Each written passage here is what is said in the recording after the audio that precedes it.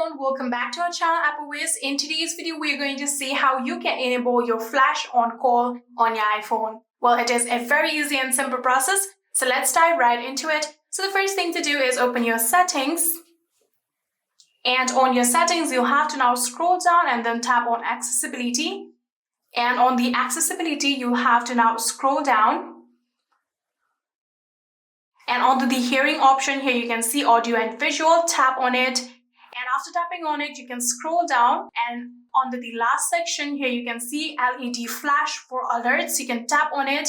And currently, you can see it is turned off. You can tap on this toggle button in order to turn on this LED flash for alerts, just like this.